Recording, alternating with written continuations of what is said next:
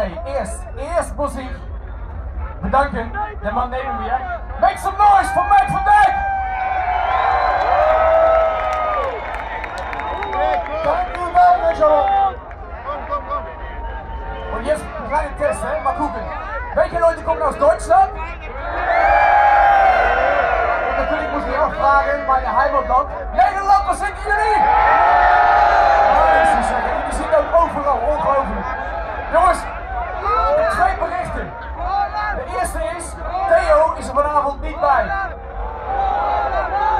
Zwei Nachrichten, eine schlechte, eine gute. Die erste eine schlechte, Theo ist heute nicht dabei. Hat eine Doppelbuchung gemacht, muss leider irgendwo anders sein, also nicht heute dabei. Aber die zweite Nachricht ist gut, ich habe richtig Bock. Habt ihr Bock? Alright. Letztes Jahr sind wir sofort angefangen mit ganz schnell, ganz viel Hardcore. Machen wir jetzt nicht. Wir fangen erst ein bisschen langsamer an, ist das auch gut?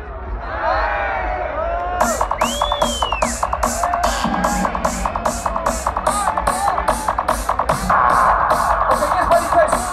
Was sind die Hände von den Classic vor? Put your hands in the air, come on!